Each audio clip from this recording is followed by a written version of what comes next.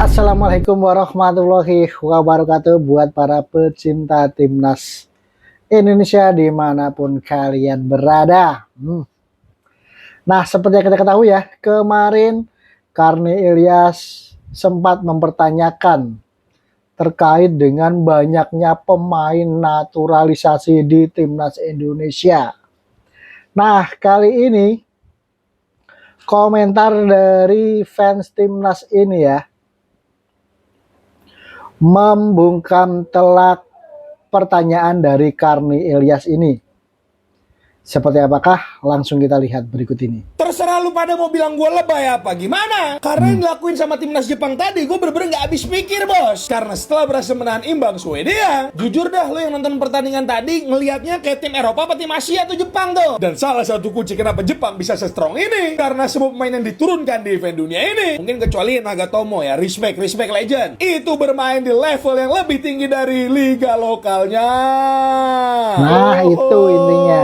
Sumpah gue udah gak mau nahan-nahan, gue gak mau sarkas-sarkas, udah kita babat aja udah. Langsung aja lah, mari kita bahas boy. Swedia ada Gyökeres, ada Isak, ada Elanga dan lain-lain. Mohon maaf, dikucing-kucingin bos sama Jepang bos. Gol Swedia keren dari Elanga, tapi itu skill individu nih. Sementara gimana cara Jepang bisa bikin gol, bisa build up, bisa rebut bola. Mereka work as a team, sistemnya terbangun, teknik dasarnya bagus. Kalau yang main pemain J1 League gak akan begitu tuh. Dan Jepang akhirnya menambah rekor, gue gak tahu 10 apa 9 pertandingan dia gak pernah kalah, termasuk di ajang event dunia ini nih. Mungkin lu pada nanya nih ya, bang kenapa sih bang lu bahasnya abroad mulu. Satu ya, gue peduli sama timnas gue. Dua, ini udah masuk bursa transfer, gue udah denger beberapa kabar burung yang enggak. Dan gue ingetin sama lu pada nih kangkung nih, lu gak seneng apa lihat negara lu bisa main di event kayak begitu tuh. Nanti Jepang main lawan kita di Piala Asia, ya gitu gambarannya tuh. Mau yang lawan Jepang kayak tadi pemain Liga Hashashasha. Dan kalian jangan kaget kalau misalnya Jepang bisa melaju jauh. Dan ujian pertama mereka sudah di depan mata, yaitu Seleção Brazil boy. Gue kadang bingung ya, diaspora kabar kesini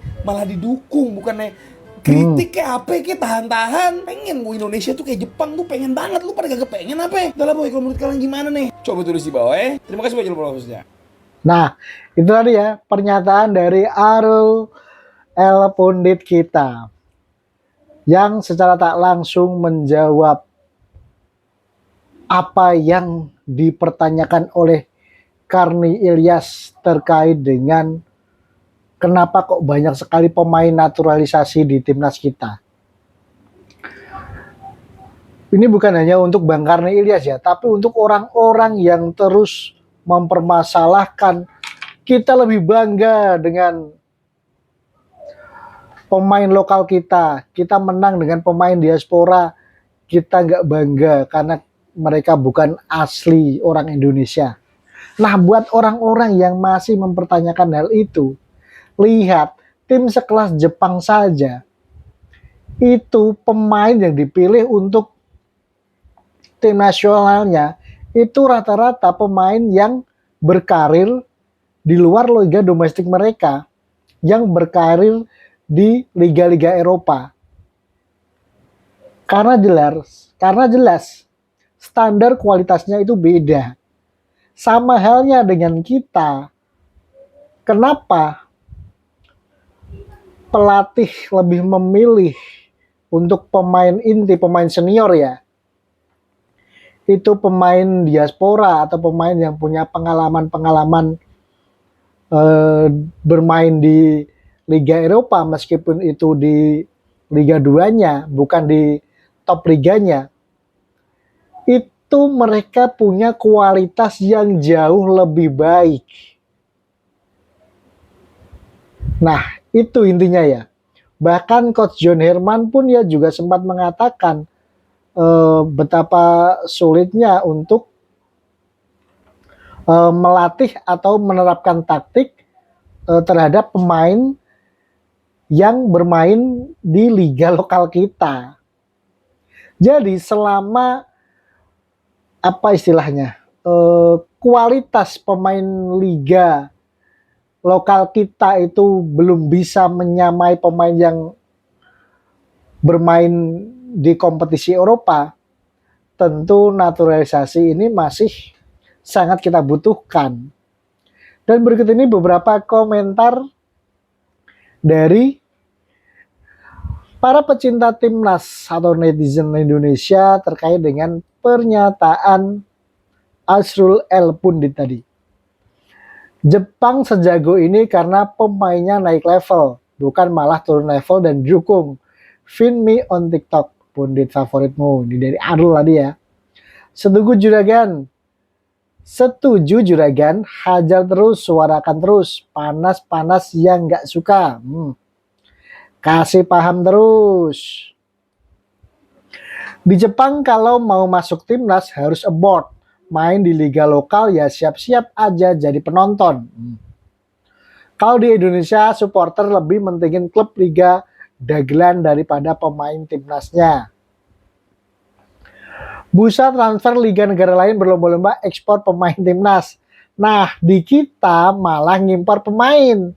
Fungsi kita punya liga tuh apa sih? Kok nggak ada kontribusinya buat timnas? Udah mau bursa transfer saatnya minum kolesterol. Oh, bikin kepala pusing ya. Emangnya siapa sih yang pengen ke Liga Kangkung di bursa transfer kali ini? Kalau yang sebelumnya jujur saya kecewa sama Ivar Jenner dan Eleanor Renders. Karena secara kualitas ya mereka masih kepake di Eropa. Kalau Struijk agak kecewa juga, tapi sadar kualitasnya nggak sebaik yang lain. Kalau Tom Hai dan Jordi Amat sih, ya sudah tua jadi bisa dimaklumin lah. Selain Arhan ke MBGFC, gue nggak tahu siapa yang musim ini mau ke Ligue 1. Mana orangnya sih yang timnasnya nggak pengen kayak Jepang, Arul, bujuk. Percaya nggak Jepang akan menang lawan Brasil di 32 besar? Itu sangat-sangat mungkin ya kalau lihat level permainan Jepang sekarang yang begitu luar biasa. Mungkin masalah fisik tidak sebesar para pemain-pemain Eropa. Cuma secara kelincahan, keseimbangan, kecepatan, dan organisasi permainan, Jepang mah top banget deh pokoknya. Bahkan hasil imbang lawan Swedia ya, itu jadi catatan Jepang tak pernah kalah lawan tim Eropa berapa kali ya? Sejak 2022 kalau nggak salah. Bener-bener luar biasa. Negara kebiasaan segala impor ya gini, udah bener pengalaman banyak, malah dibalikin ke sini. Menang lawan Brasil ntar Jepang, pegang chat saya ini. Setuju juragan, ajar terus, suarakan terus, panas-panas yang nggak suka. Kalau yang udah abort jangan pulang ke Indo, gue setuju mending terusin aja main di Eropa sono. Tapi kalau lokalan kita disuruh abort kurang setuju. Masalahnya klub luar mana mau pemain lokal kita yang liganya di bawah Kamboja dan rank timnasnya 118. Palingan yang mau pemain lokal kita cuma sekelas Myanmar, Brunei, Malaysia, Filipina. Kalau untuk abort ke Jepang, Eropa sekalibur Eropanya tier 1 atau tier 2, sulit bro, nggak akan ada yang mau. Kecuali kalau pemain lokal kita benar-benar diincar klub Eropa atau Jepang, baru dah sono abort aja gue setuju.